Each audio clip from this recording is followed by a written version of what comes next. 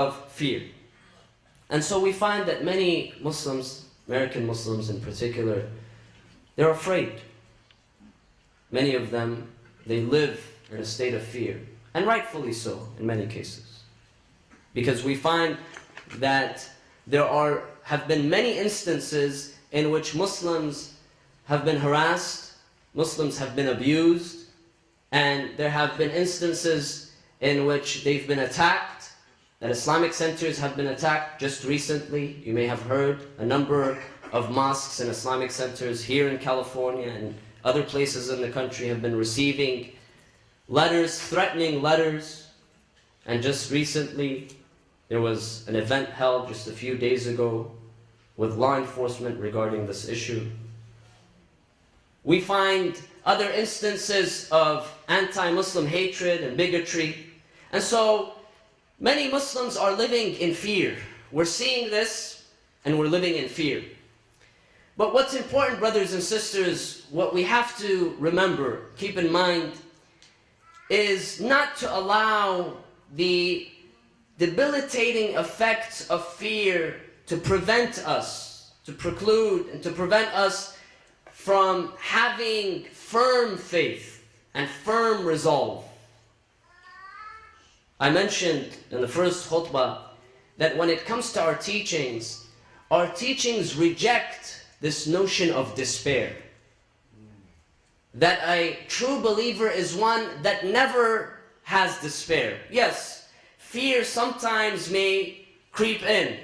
There may be instances of anxiety, of stress, but that this should never lead to a moment of despair, where we are paralyzed, where we may think of turning away from our faith, or questioning our faith, or turning away from having strong resolve to be committed to our faith. And this is something that is emphasized in our tradition. In fact, with the beginning of the month of Rabi'ul Awwal, our tradition tells us that this period marks the time where the Holy Prophet Muhammad sallallahu alayhi wa alihi wa sallam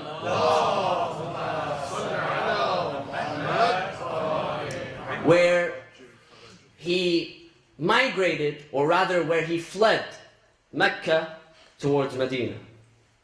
As many of you know, the Prophet was victim to a number of assassination attempts in his life.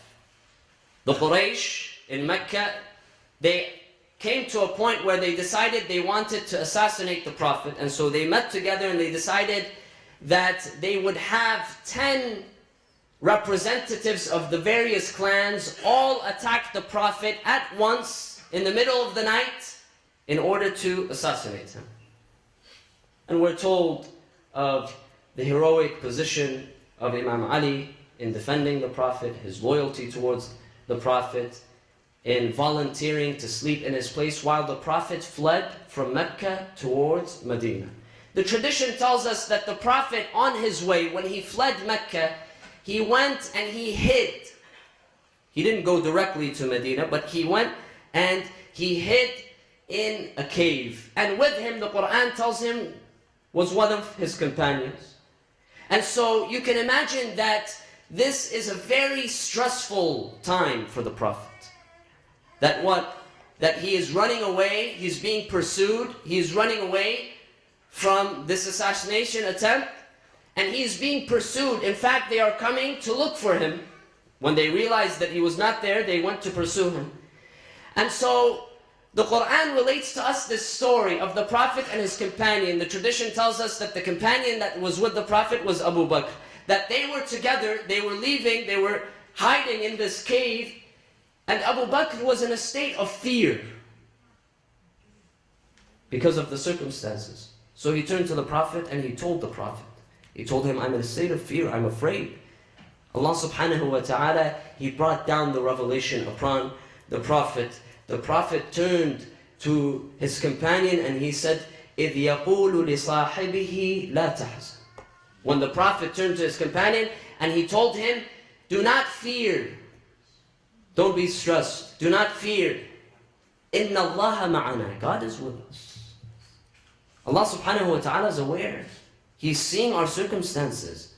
We should never be in a state of despair or fear to the point where we have no faith and no hope in the mercy and the compassion of Allah subhanahu wa ta'ala. And so it's important for us, brothers and sisters, to always nurture this dependency and faith in Allah.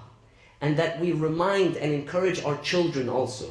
Because many of them are going out to school, and unfortunately the rise in bullying is something that has become predominant and prevalent in our communities also. Many children, young children, boys and girls, they're being bullied because of their names, because of the way they dress, or because of their religion.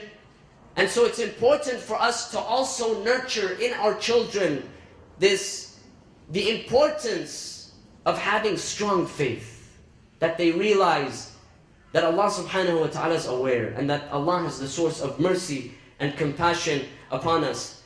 To nurture and encourage in our children the state in which they are unapologetically Muslim. Not that they're running away from their faith and their deen, but that they are unapologetically Muslim. That they have strong resolve. They are proud of their faith. They are proud of their teachings. And number two, brothers and sisters, is that we appreciate and we strengthen the bonds of community relations. And I've mentioned this a number of times. This is a very important issue, brothers and sisters. It's important that we continue both within the Muslim community, because it helps to know that you're not alone. Sometimes when you're facing some of these obstacles, if you feel that you're alone, then what happens? You lose faith, you lose hope. But it's important that we strengthen these bonds of community so that we know that we're not alone, that there are others. And this is not just within the Muslim community, even outside the Muslim community. Many who are facing discrimination and bigotry and hatred, that we're not alone. That there are others around that we can go to for support, and we can go to strengthen these bonds. And then also outside, when it comes to our interfaith relations, when it comes to our social relations, or relations with our neighbors and with our co-workers. It is these bonds that help us during these times. Just today, and I'll end with this, just earlier this morning, I was listening to the radio, and I heard a very beautiful and inspiring story. The story is about the ex-wife and the two daughters of one of the victims of the San Bernardino shooting. He left behind his ex-wife and two daughters. At the time, one was 15, the second was 12. Karen Fagan and her family. And so she says, she was saying this story on the radio. She says that after this issue happened, there was a lot of spotlight, media attention, and we weren't used to it. And so we thought, how can we take advantage of this? By doing what? By taking a stand. She said, we went to the White House, we attended President Obama's talk on gun control and all of that, and we met victims of other incidents, those from the Sandy Hook school incident and others, and they told us, they said, yes, take a stand against guns and against gun violence. But she says, that's not what I was thinking about. The stand that we decided to take, her and her daughters decided to take, was a stand against hatred, a stand against discrimination. She said that we had seen and we had heard about the rise in Islamophobia, of anti-Muslim sentiment, when Muslims are discriminated against because of the acts of a few perverse individuals. And so she said we could not tolerate this. We could not tolerate that people were hating and discriminating against Muslims. And so we take a stand against bigotry, against hatred. And she says a lot of people, they came to us and they were disappointed. How can you defend these people? These people are terrorists, these people are... But she says that it is during these times, very inspirational, she says that I began to think about this tragedy as an opportunity, that there was something, an opportunity for us to be brave during this time and to really take this courageous step against hatred. And so it is these relations, brothers and sisters, that we have to foster. We have to be able to turn to one another, to support one another. And this is not just within our own community, but even outside the boundaries of our community. We ask Allah subhanahu wa ta'ala to give us the capacity to guide us, and to give us the capacity towards goodness, so that we are agents of positive change in our lives and in the lives of others. قوموا إلى صلاتكم يرحمكم الله وصلى الله على سيدنا محمد وأهل بيته الطيبين الطاهرين.